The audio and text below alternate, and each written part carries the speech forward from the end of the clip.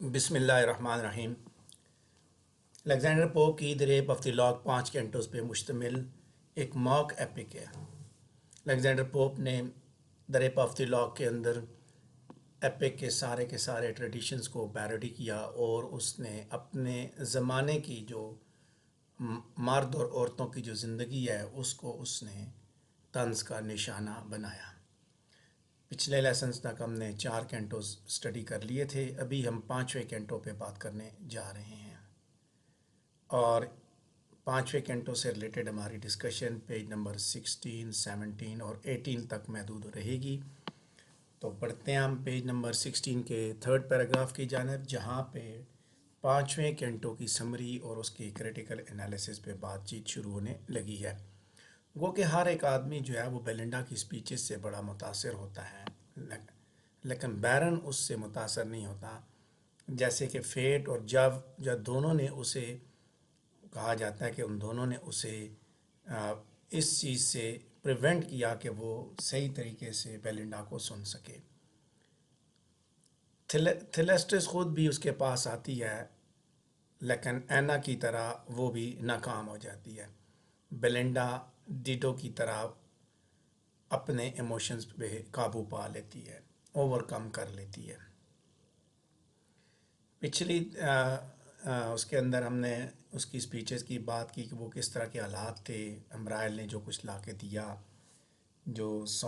ساروز اور سائز اس کو لا کے دیے، اس سے اس کو کیا کیا اثر پڑا۔ تو اب یہی دکھایا جا رہا ہے کہ کس طرح آگے سلسلہ بڑھ رہا ہے۔ اب 5واں کینٹو جو ہے وہ فائنل کینٹو ہے۔ تو یہاں پہ پوپ جو ہے ایک کمپیریزن کریٹ کرتا ہے ورجل کی اینیڈ جو ہے، جو کہ ایک مشہور گریک ایپک ہے، اس کا چوتھا اس کی جو کتاب ہے اس کے ساتھ ایک کمپیریزن یہاں پہ کریٹ کرتا ہے، جہاں پہ ٹروجن ہیرو جو ہے اینیاس، اس کو جو نے یعنی جوپیٹر نے اس کو مجبور کیا کہ وہ اپنے جو محبوبہ ہے اس کو ابنڈن کر دے، دیدو کو یعنی اس کو چھوڑ دے، اور دیدو جو ہے وہ الٹیمیٹلی خود کو قتل کر دیتی ہے، خودکشی کر لیتی ہے جب وہ دیکھتی ہے کہ اس کی التجائیں ناکام ہو چکی ہیں، یعنی کہ اپنے محبوب کو وہ راضی نہیں کر پائی، تو وہ اپنے آپ کو مار دیتی ہے۔ اور اس کی بہن جو ہے وہ اس کے ساتھ ساتھ اس کی جو بہن ہے، دیدو کی بہن اینا، وہ بھی ناکام ہو جاتی ہے۔ تو اسی الوین کے ساتھ، اسی ریفرنس کے ساتھ الیگزینڈر پوپ نے بیرن کی بات کی کہ بیرن جو ہے وہ بھی اینیاس کے رول میں موجود ہے۔ اینیڈ کے اندر اینیاس تھا، تو دی ریپ آف دی لاگ کے اندر بیرن ہے اینیاس کے رول میں، اور بیلنڈا جو ہے اس کو دیدو کا رول دیا گیا، جبکہ تھیلیسٹس جو ہے وہ اینا کا رول پلے کرتی ہے۔ دیکھیں،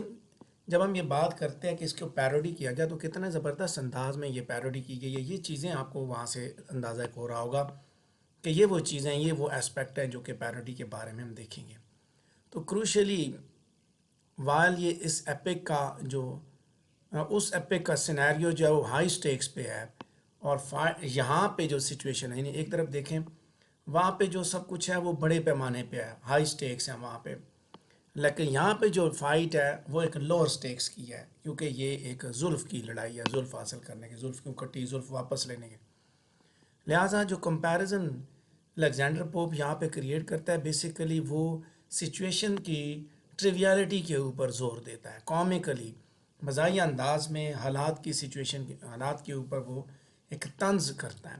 اس کے ساتھ ساتھ بیرن جو ہے اس کو اینیاس کے ساتھ جب کمپیئر کیا گیا کہ اینیاس کے اوپر جوب کا اثر ہے، تو بیلنڈا کے اوپر جو ہے اس نے بتایا دیدو کا اثر ہے۔ جس طرح یہاں پہ بات کی گئی اس کی کیا کہتے ہیں، گریک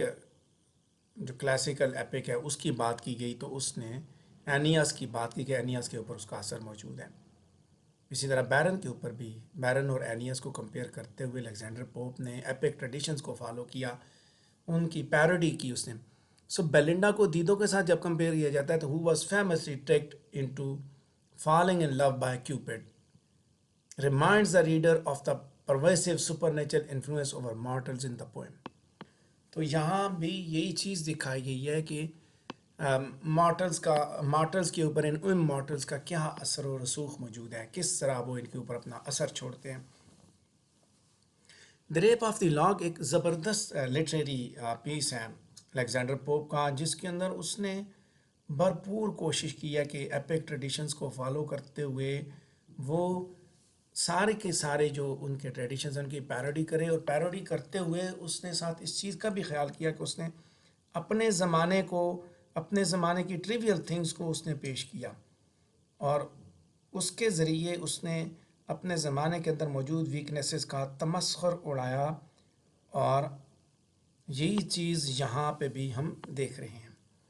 اچھا، پیج نمبر 16 پہ سیکنڈ لاسٹ پیراگراف کی جانب بڑھیں گے۔ کلیرسا جو ہے she grows up fed with situation and steps forward to give her thoughts, وہ سامنے آتی ہے سچویشن سے، وہ فیڈ اپ ہو چکی ہے اور اب وہ اپنے جو ہے وہ خیالات کا اظہار کرتی ہے۔ وہ اس بات پہ آرگومنٹ پیش کرتی ہے کہ جو ایمفیسس سوسائٹی جو ہے نا،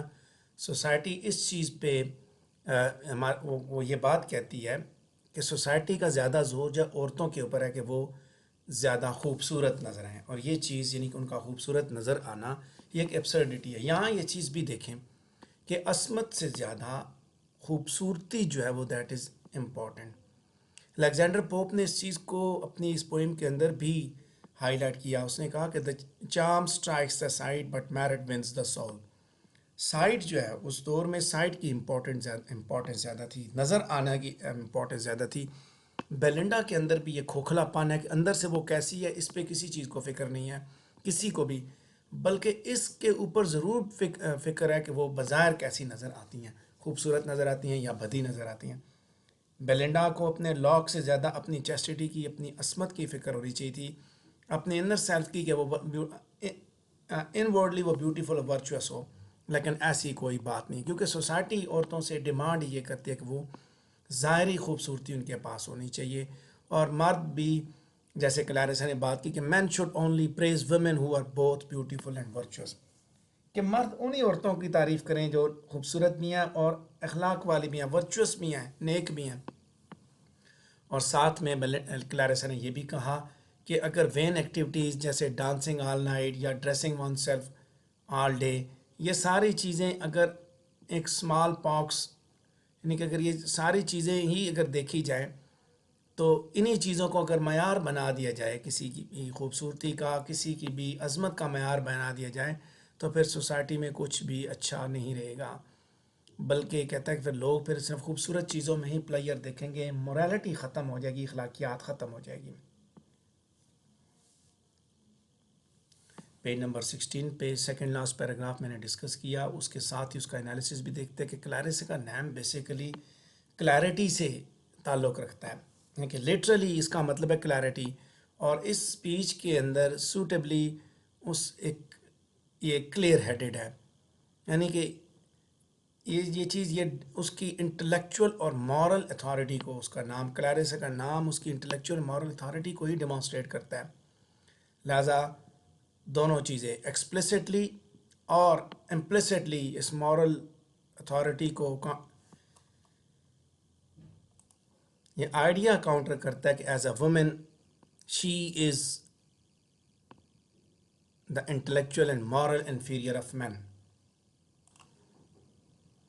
یعنی کہ مردوں کے مقابلے میں انٹلیکچولی اور مورلی عورت جو ہے وہ ایک عورت جو ہے وہ انفیریئر ہوتی ہے، اور ساتھ ساتھ بیسٹ تھنگ یہ ہے کہ اس she can mean life is beautiful, an idea which the court's obsession with female beauty encourages۔ یعنی اس وقت الیگزینڈر پوپ کے زمانے میں یہ چیز بھی سمجھی جاتی تھی کہ مورلی اور انٹلیکچولی عورتیں انفیریئر ہوتی ہیں، اس کے ساتھ ساتھ یہ بھی سمجھا جاتا تھا کہ عورتوں کو خوبصورت ہی نظر آنا چاہیے۔ تو یہ چیزیں بھی الیگزینڈر پوپ نے ہائی لائٹ کی اپنی سوسائٹی کی، لیکن یہاں یہ بات یاد رکھیے کہ کلیرسا helped the Baron snip off the log by offering him her scissors, so it is possible to read her speech as tad self-serving as means of excusing her own behavior۔ کہ یہ بھی یاد رکھیں کلیرسا ہی ہے جس نے اپنی سیزر لا کے دیں، جس سے اس نے یہ سارا کچھ کیا، آؤٹ آف جیلسی اس نے سب کچھ کیا۔ تو یہ دراصل اپنے لیے ہی وہ ڈھونڈ رہی ہے کہ اپنی غلطی کا، اپنی کوتاہی کا ازالہ کرنا چاہتی ہے، کہ جو کچھ ہوا اسے، جو غلطی ہوئی یا جو بھی ہوا وہ غلط ہوا، تو اس کو وہ ختم کرنا چاہتی ہیں۔ تو یہاں اس کی اسپیچ کی امپورٹنس اپنی جگہ ہے. کلیرسا کی speech the rape of the lock کے اندر ایک بہت اہمیت کی اسپیچ ہے. یہ یاد رکھیے گا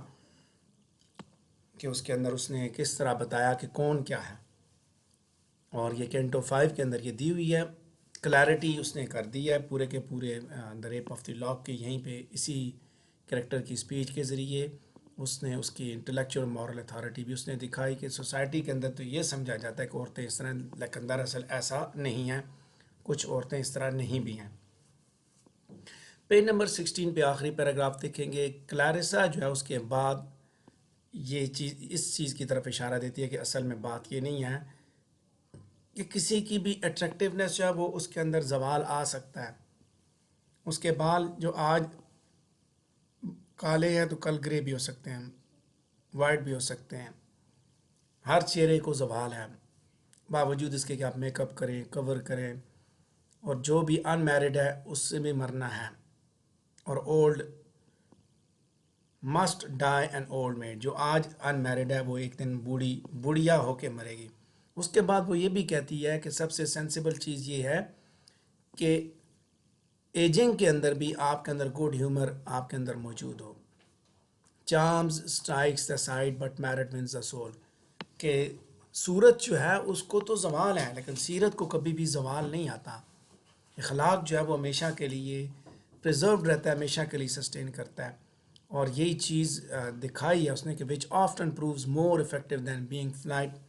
فلائٹی اور ہارٹی اینی وے. زیادہ پاورفل ہے سیرت، اور وہ اپنے آرگومنٹس کو یہ سٹیٹ کرتے ہوئے سام اپ کرتی ہے کہ ایکسٹیریئر بیوٹی جو ہے وہ نظروں کو تو اٹریکٹ کر سکتی ہے، لیکن جو انٹیریئر بیوٹی ہے وہ آپ کی سول کو اٹریکٹ کرتی ہے. جیسے میں نے پہلے بھی بتایا، charm strikes the sight but merit wins the soul. Page number 17 پہ اسی کی انالیسس پہ بات کر رہے ہیں کہ کلیرسا جو ہے اس یہاں پہ یہ آرگو کرتے کہ بیوٹی بغیر کسی ٹرو ورتھ کے جو ہے، beauty is without true worth, خوبصورتی جو ہے کسی ٹرو ورتھ کے بغیر ہے. ورچو جو ہے اس کی ایک اپنی پوزیشن ہے، بیکاز بیوٹی الٹیمیٹلی فلیٹنگ ہوتی ہے. ورچو ہمیشہ کے لیے، اس کو فنا نہیں ہوتی. یعنی کہ آپ کے اخلاق کو فنا نہیں ہوتی لیکن آپ کے چہرے کو، آپ کی خوبصورتی کو فنا ہوتی ہے. زوال پورے جسم کے اوپر، سب لوگوں کو ان کے جسم کو زوال آتا ہے. کوئی آج کتنا بھی خوبصورت ہے، یہ سب کچھ، یہ ساری خوبصورتی ٹرانزینٹ نیچر کی ہے، اس لیے اس کی کوئی اہمیت نہیں ہوتی. اور یہ بات بڑی ہی مناسب بات ہے. اور پوپ جو ہے اس آئیڈیا کو بعد میں اپنی پوئم کے آخری لائنز کے اندر جو ہے وہ انہی آئیڈیاز کو چیلنج بھی کرتا ہے. پیج نمبر 17 پہ پہلا پیراگراف دیکھیں گے کہ اب جو ہے اس نے جب اپنی اسپیچ ڈیلیور کر دی، کوئی بھی شخص اس کی اسپیچ سے متاثر نہیں ہوا. تھیلسٹس جو ہے کلیرسا کو پروڈ کہہ کے بلاتی ہے، یعنی کہ یہ متکبر ہے. اور بیلنڈا کو وہ Belinda calls to arms. This begins a kind of courtly battle where fans clap and silks rustle and bass and terrible voices strike in the skies. So اب لڑائی شروع ہو جاتی ہے. نیریٹو وائس جو ایکسپلین کرتی ہے کہ یہی ہے کہ کیسے جو ہے ہومر کے دیوتا آپس میں لڑتے ہیں. یہاں اس طرح کی سچویشن اس نے دکھا دی کہ اس کی اسپیچ کے بعد بجائے اس کے کہ لوگ متاثر ہوتے، لڑائی جھگڑا ختم ہوتا، جو اس نے بتانے کی کوشش کی کہ اگر تمہاری زلف چھن بھی گئی ہے تو کوئی فرق نہیں پڑا، تمہارے پاس اخلاق ہونا چاہیے، کیریکٹر ہونا چاہیے جو کہ نیور لاسٹنگ ہے، جبکہ یہ آلویز لاسٹنگ ہے. بیوٹی جو فزیکل بیوٹی ہے یہ لاسٹنگ ہے، لیکن اس پہ کوئی متاثر نہیں ہوتا. اور اب لڑائی کے لیے وہ تیاریاں شروع کر رہے ہیں. سو امبرائل جو ہے خوش ہے، delighted with what's going on and watches gleefully while the other spirits either watch or join the fray. امرائل خوش ہے کہ اس نے جو کچھ کیا، جو اس نے آگ لگائی، اب اس کا نتیجہ نکلنے والا ہے، اب حالات مزید بگڑنے والے ہیں. اس کو اس بات کی خوشی ہے، جبکہ کچھ اسپرٹ جو ہے یا تو وہ ان کے ساتھ ہیں یا صرف دیکھ رہے ہیں. پیج نمبر 17 پہ پہلا پیراگراف ڈسکس کیا، اس کے ساتھ موجود اس کے انالیسس پہ بات کریں گے کہ یہاں پہ پوپ جو ہے وہ نیریشن کا جو مارک سٹائل ہے اسی کو لے کے آگے بڑھتا ہے اور ایپک بیٹل کے سینز دکھاتا ہے، اور ان کے اندر اس نے کریکٹرز کی سٹرگل کو وہ دیوتاؤں کی سٹرگل کے ساتھ وہ کمپیئر کرتا ہے۔ الیگزینڈر پوپ یہاں پہ ایپک سٹائل کے اندر بیٹل دکھا رہا ہے، کرداروں کے درمیان ایک جد و جہد دکھا رہا ہے، اور وہ اس سٹرگل کو گریک گاڈز کی جو سٹرگل ہے، جد و جہد ہے، جو ان کی لڑائی ہے، اس کے ساتھ وہ کمپیئر کرتے ہوئے دکھا رہا ہے، جیسے پیلس، مارس، لیٹونا، ہرمیز، جوو اور نیپچون کے ساتھ۔ یہاں پہ ہومر اس وقت اس حقیقت سے نکلتا ہے کہ جو کوٹلی فائٹ ہے وہ جو ہے وہ نہ صرف امپریسو ہے یا ڈرامیٹک ہے بلکہ ایک ایپک بیٹل ہے، یعنی جو لڑائی وہاں پہ اس گریک کلاسیکل ایپک کے اندر دکھائی جاتی ہے، اس لڑائی کے حساب سے یہاں دکھایا جاتا ہے کہ ادھر کس طرح کی لڑائی ہے، کہ یہ بھی اسی طرح کی ایک ایپک بیٹل ہے۔ لیکن جیسے شروع میں ہم نے بات کی کہ the rape of the lock basically epic traditions کی پیروڈی اس نے کی، تو پیروڈی کو اس نے دکھایا کہ کوٹلی فائٹ کس طرح کی ہے۔ یہاں پہ سب سے جو فرائٹنگ ساؤنڈ ہے وہ کلیپس آف فینز اور رسٹل آف سلکس ہیں، جیسے وہاں پہ جنگ کے اندر ہتھیاروں کی آواز ہوتی ہے، تو یہاں پہ بھی اس نے آواز جو دکھائی وہ فینز کی اور سلکس کی لسٹرز ان کی آوازیں اس نے دکھائی۔ اس کے بعد آگے ہم سیکنڈ پیراگراف پہ بات کریں گے، پیج نمبر 17 پہ، کہ تھیلسٹس جو ہے وہ کراؤڈ کے اندر سے گزرتی ہے تیزی سے اور scatters death from both her eyes، اور موت کو پھیلا دیتی ہے اپنی آنکھوں سے، یعنی کہ اس کی آنکھوں سے ہی لوگ مرنا شروع ہو جاتے ہیں، اور ایک ہی گلاس میں دو کوٹیئرز سر ڈیپر ویٹ اور سر فلاپنگ یہ دونوں پیرش کر جاتے ہیں۔ سر پلوم جو ہے وہ بھی مارا جاتا ہے، is killed with a frown but revives again when she smiles، یعنی اس کی آنکھوں سے میں دیکھیں اس کی آنکھوں کے اندر موجود غصے سے ہی مر جاتے ہیں، پھر جب وہ مسکراتی ہے تو وہ دوبارہ زندہ ہو جاتے ہیں۔ اب یہاں پہ پھر وہی طنز، وہی تمسخر کہ ان کی اداؤں نے انہیں مار دیا، ان کے غصے نے مار دیا، ان کی مسکراہٹوں نے انہیں زندہ کر دیا۔ پیج نمبر 17 پہ دوسرا پیراگراف ڈسکس کیا، اس کے ساتھ اس کا انالیسس دیکھیں گے۔ سر ڈیپر ویٹ اور سر فلاپنگ جو ہے یہ دو نیمز ہیں جن کو ہیومرسلی اس نے پیش کیا، اور یہ چیز بیسیکلی اس پہ امفیسائز کرتی ہے، اس کوٹ کی سلنس کو دکھایا جاتا ہے۔ یہاں لڑائی دکھائی گئی ہے، جیسے وہاں پہ لڑائی ہوتی ہے گریک ایپکس کے اندر، جو لڑائی ہے وہ ایک بڑے معیار کی، پیراڈائز لاس کے اندر لڑائی ہے تو آرک اینجلز اور فارل اینجلز کے درمیان ہے، تو یہاں لڑائی ہے مردوں اور عورتوں کے درمیان، اور یہ ایک دوسرے کو اپنی اداؤں سے مارتے ہیں۔ یہ بیٹل بھی اسی طرح کی بیٹل ہے، میٹافوریکل ڈیتھ سی، اس نے آتے ہی موت بانٹ دی، لوگ مرنا شروع ہو گئے اس کی اداؤں کی وجہ سے، اس کی آنکھوں میں غصہ دیکھ کے لوگ مرنا شروع ہو گئے۔ پیج نمبر 17 پہ دو پیراگراف ڈسکس کیے، تھرڈ پیراگراف چل رہا ہے کہ Belinda approaches the baron ready to attack him, اس کی طرف پہنچتی ہے۔ اصل جو آپ جو دو بڑے جنگجو ہیں، ایک مرد اور عورت، ان کا آپس سے مقابلہ ہوتا ہے، وہ اس کے پاس پہنچتی ہے اور وہ اس کے ناک پہ مکہ مارتی ہے، اور اس کے بعد then releases but only after throwing some snuff powder at him, مکہ اس کی طرف پنچ کرتی ہے، ٹھیک ہے، she punches nose then releases but only after throwing some snuff powder at him, نسوار کا جو پاؤڈر ہے وہ اس کے اوپر پھینکتی ہے، اور پھر نومز جو ہے وہ اس پاؤڈر کو رائٹ ڈائریکشن میں پہنچاتے ہیں، پش کرتے ہیں۔ بیرن سانس لیتا ہے اور اس سنف پاؤڈر اس کے نتنوں میں چلا جاتا ہے، اور اس سے پھر وہ لاؤڈلی سنیز کرنا شروع ہو جاتا ہے۔ اس کے بعد وہ باڈکن نکالتی ہے، لیکن یہ کوئی آرڈینری باڈکن نہیں ہے، یہ وہ میٹل ہے جو کبھی اس کے گریٹ گرینڈ فادر سے اس کا تعلق ہوتا تھا، 3 سیل رنگز کی صورت میں اس کے گریٹ گرینڈ فادر کے پاس تھا، اور اس کے بعد اس کو میلٹ کیا گیا، اس کی جو پردادی تھی اس کے لیے بکل بنانے کے لیے، اس کے بعد یہ اس کی گرینڈ مادر سے وہ آگے آیا as a child in the form of a whistle, یہاں تک اس کے پاس وصل کی صورت میں پہنچا. اس کے بعد اس کی ماں نے اسے باڈکن بنایا اور فائنلی بلنڈا کے پاس یہ باڈکن کی صورت میں پہنچا. یعنی کہ پہلے اس کی کیا پوزیشن تھی, یہ ایک میٹل کے ایلیمنٹ ہے جو کہ اس کے پردادا کے پاس آ, پھر اس کی دادی کے پاس آیا, پھر اس کی ماں کے پاس آیا, پھر اس کے پاس پہنچا. پہنچتے پہنچتے وہ کیا ہو گیا. سو بیرن جو ہے یہاں پہ جیسے ہم بات کر رہے ہیں تھرڈ پیراگراف کے انالیسس پہ, کہ بیرن نے پریویسلی یہ وعدہ کیا تھا کہ وہ کبھی بھی اس لاک کو سرنڈر نہیں کرے گا. اب اس کے نوسٹرل جو ہے وہ انہوں نے وہ ایئر جب بریتھ کی, اس کی سنیز جو ہے وہ کامکلی اس پرومس کو فلفل کرتی ہے. سو باڈکن کی ڈسکرپشن جو ہے وہ بیسیکلی ایپک پوئٹری کے اندر دوبارہ ایک ٹریڈیشن کو وہ پیروڈی کرتی ہے. Tracing the history of particular weapon, کہ اس کے اندر بھی وہ بتایا جاتا ہے کہ یہ ہتھیار, یہ تلوار اس کے پاس کہاں سے آئی, اس کے پردادا کے پاس سے تھی, گریٹ گریٹ گرینڈ پیرنٹس کے پاس تھی, وہاں سے یہاں تک کیسے پہنچی.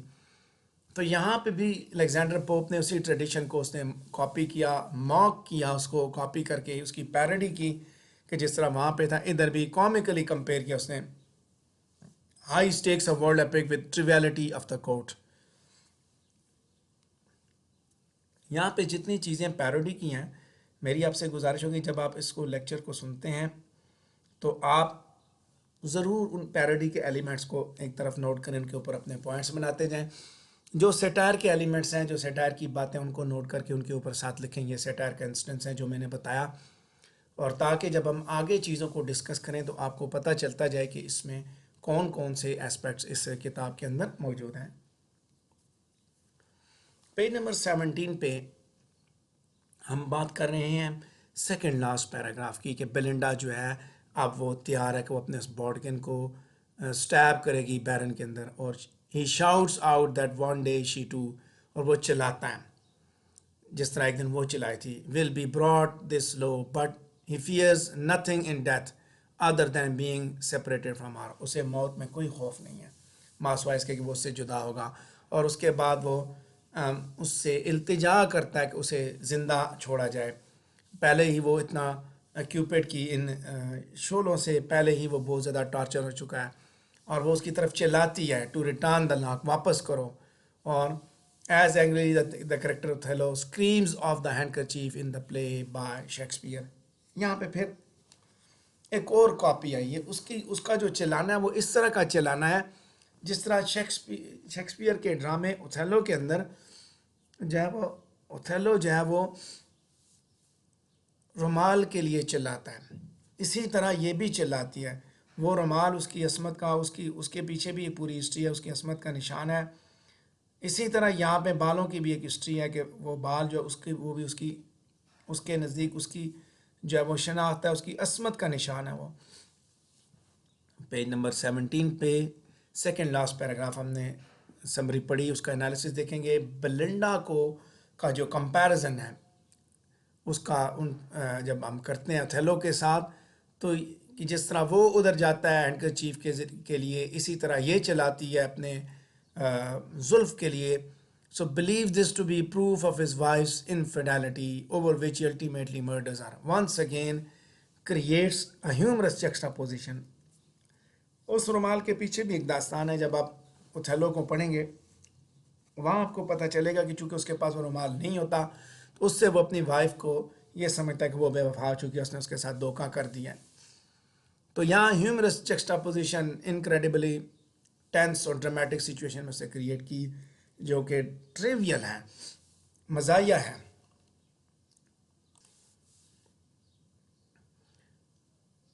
پیج نمبر 17 پہ آخری پیراگراف دیکھیں گے. لیکن مسٹیریسلی لاک کہیں پہ نہیں ملتا. وہ بیرن کو تو قابو کر لیتی ہے لیکن اسے وہ زلف کہیں نہیں ملتی. اب ایک نیریٹو وائس میوز کرتی ہے کہ لاک جو ہے وہ that was perhaps too blessed for any mortal to possess, and then informs the reader that many present assumed it had passed into the realm of the moon where things lost on earth can supposedly be found. کہ اس کی زلف اتنی اہمیت کی ہے, اتنی قیمتی ہے کہ وہ کوئی بھی مارٹل اسے سنبھال نہیں سکتا. وہ مارٹلز کے پاس یعنی فانی لوگوں کے پاس ان کی پوزیشن وہ نہیں ہو سکتی. اور پھر ریڈر کو یہ بتایا جاتا ہے کہ وہ جب وہ چاند پہ پہنچ چکی ہے، چاند کے حصے میں اس کو پہنچا دیا گیا ہے، جہاں پہ جتنی بھی زمین پہ گم ہونے والی چیزیں وہیں پہ موجود ہوتی ہیں، اور ہر چیز جو ہے اب کہتا ہے everything from broken vows to lovers hearts to cage from nets, یعنی کہ جو کچھ بھی ہے محبت سے ریلیٹڈ جتنی چیزیں ہیں جو گم ہوتی ہیں وہ ساری کی ساری وہ چاند پہ پہنچ جاتی ہیں۔ نیریٹو وائس یہ بھی بتاتی ہے کہ muse watch the lock ascend into the sky، اس نے خود دیکھا تھا کہ وہ آسمان کی جانب جا رہا ہے، اسی طرح جس طرح رومنس جو وہ ہیونس کی طرف وہ اس نے جب وہ کیا وہ گیا اور اسے پروکلس نے دیکھا تھا، then it shot along like shooting star, اور وہ اب ایک چمکتے ستارے کی طرح بن چکا ہے، اور وہ زیادہ بیلنڈا کے لاک سے بھی زیادہ جو ہے وہ چمک رہا ہے، بریکنی کے لاک سے زیادہ چمک رہا ہے، اور یہ چیزیں سارے کی ساری سچویشن کو سلفس جو ہے وہ آرام سے دیکھتے رہے ہیں۔ یعنی کہ ایک نیریٹو وائس نے آ کے بتایا کہ اس کی زلف اب چاند پہ پہنچ چکی ہے اور وہاں ایک ستارہ بن کے اب وہ چمک رہی ہے۔ اس کے ساتھ الیگزینڈر پوپ نے کچھ دوبارہ کلاسیکل ریفرنسز بھی دیے جن کے بارے میں بات کروں گا۔ پیج نمبر 17 پہ آخری دو لائنز ہیں کہ لاک کی جو سینچن ہیون کی طرف بیسیکلی یہ میتھیکل لاکس ہیں بیرنی کے، اس کے ساتھ ان کو جوڑا گیا۔ پوپ جو ہے وہ انکریزنگلی سلی کلاسیکل ریفرنسز ڈرا کر رہا ہے، بجائے اس کے کہ وہ کمپیریزن ایپک کے اندر دکھائے with an epic scenario to point out how different a courtly scenario is, کہ ایپک کا سینیریو کیسا ہے اور کورٹلی سینیریو کس طرح کا ہو سکتا ہے، محبت کا سینیریو کس طرح ہو سکتا ہے۔ آپ جو کورٹلی سینیریو اور میتھیکل سینیریو دونوں جو ہے وہ مرج کر رہے ہیں۔ جگہ جگہ آپ کو یہ انسٹنسز ملتے ہیں کہ الیگزینڈر پوپ نے اس کو فالو کیا، ایپک کے سارے ٹریڈیشنز کو فالو کیا، اور اس نے کچھ اپنے لٹریچر سے چیزیں اٹھائی، خاص طور پہ اوتھیلو کا حوالہ ہم نے دیکھا، تو اس نے ساری چیزوں کو کاپی کر کے ایک بہترین اس نے پیروڈی پیش کی ہے۔ پیج نمبر 18 پہ پہنچ چکے ہیں، اور یہاں پہ ہمارے پاس صرف 2 پیراگراف ہیں۔ پہلا پیراگراف ڈسکس کریں گے کہ نیریٹو وائس اپنی بات کنٹینیو کرتی ہے اور وہ افرم کرتی ہے کہ جو دیٹ دا بیو مونڈ اور the fashionable world will gaze on the lock in the skies from the mall, and that lovers will often mistake it for the planet Venus and will send up prayers of love from Rosamanda's lake۔ کہ سارے لوگ اسے دیکھیں گے تو وہ کیا سمجھیں گے کہ وہ اس کی طرف دیکھیں گے، لورز غلطی سے اسے وینس سمجھیں گے، پلانٹ وینس سمجھیں گے، اور اس کے سامنے دعائیں کریں گے۔ سو یہ بھی it also states that Partridge will be able to spot this through Galileo's eyes and with it predict the fates of Louis and fall of Rome۔ اور ساتھ ساتھ یہ بھی بتایا کہ پارٹریج جب وہ اس قابل ہوگا گلیلیو کی آئی سے اس کو دیکھے گا، اور وہ لوئی اور فال آف روم کی فیٹ کو بھی پریڈکٹ کرے گا، اس کے بارے میں بھی بتائے گا۔ لوئی بیسیکلی فرینچ ریولوشن کے زمانے میں جو بادشاہ تھے فرانس کے، ان کے یہ لقب ہوا کرتا تھا، لوئی 1، لوئی 2، لوئی 3، لوئی 4۔ سو ایک اس نے ایک اور حوالہ دیا اس نے الیگزینڈر پوپ نے کہ لوگ اس کو دیکھیں گے، اس لاک کو یہ سمجھیں گے کہ وہ پلانٹ ہے، اور اس کے آگے وہ التجائیں کریں گے اپنی محبت کی، تو آخر میں جا کے یعنی کہ یہ چیز کلیئر ہوتی ہے کہ وہ لاک کسی کے ہاتھ نہیں لگا۔ پیج نمبر 18 پہ آخری پیراگراف دیکھیں، آخر میں نیریٹو وائس جو بلنڈا کو ڈائریکٹلی ایڈریس کرتی ہے اور اسے بتاتی ہے کہ وہ پریشان نہ ہو اب اس لاک کے گم ہونے پہ، کیونکہ اس کی پوزیشن اسکائی کے آسمانوں پہ ابھی آ چکی ہے، اب یہ اس کی زیادہ جو ہے وہ اس کی اہمیت ہو جائے گی، اور and it will outlive never turning grey, کہ یہ وہ لاک ہے یہ کبھی بھی گرے نہیں ہوگا۔ یہاں پہ آرٹسٹک بیوٹی کی بات بھی کر دی جاتی ہے کہ آرٹ کے اندر بھی اسی طرح تک آرٹ ہمیشہ پرماننٹ ہوتی ہے، جبکہ لائف جو وہ ٹیمپریری ہوتی ہے، زندگی گزرتے وقت کے ساتھ ساتھ اس کے اندر زوال آتا جاتا ہے، ختم ہوتی جاتی ہے، ڈکلائن کی طرف بڑھتی ہے، لیکن آرٹ جس طرح وہ اسی طرح ایگزسٹ کرتا ہے۔ تو یہ بال جو کٹے، یہ جو زلف کٹی، یہ اسی طرح رہے گی، یہ کبھی بھی گرے نہیں ہوگی۔ سو وہ اس کے ساتھ یہ کنکلوڈ کرتا ہے by stating that it will inspire the muse who will then write her name among the stars, کہ یہ میوز کو بھی اتنا متاثر کرے گی یہ زلف جو ہے کہ وہ پھر تمہارا نام جو ہے وہ ستاروں میں لکھیں گے. تو یہاں پہ آ کے ہماری the rape of the lock complete ہوتی ہے.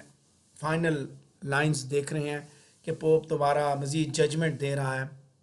اور وہ ایگری کرتا ہے کلاریسا کے پوائنٹ سے کہ بیوٹی جو ہے وہ ٹرانزینٹ ہے. لیکن ساتھ ساتھ جب وہ میوز کی طرف ریفرنس کرتا ہے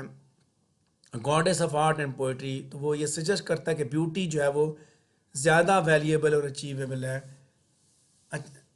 that can achieve a degree of immortality by inspiring poets like himself to write works which do need live on. یہ خوبصورتی جو ہے وہ خوبصورتی جو کہ آرٹ کی صورت میں موجود ہے وہ زیادہ انسپائر کرتی ہے. یعنی یہ چیز جس طرح وہ کلاریسا نے کہا charm strikes aside but merit wins a soul, لیکن اس نے بتایا کہ although کہ میرٹ کی اپنی ایک اہمیت ہے، اپنی ایک پوزیشن ہے، لیکن یہ خوبصورتی ہے جو پوئٹس کو اتنا انسپائر کرتی ہے کہ وہ پھر لکھتے ہیں، وہ پھر لٹریچر پروڈیوس کرتے ہیں. تو اسی کے ساتھ ہمارا دا ریپ آف دی لاگ کا سمری اور کریٹیکل انالیسس کا سلسلہ کمپلیٹ ہوا. اگر آپ کے ذہن میں کوئی سوال ہے تو آپ پوچھ سکتے ہیں.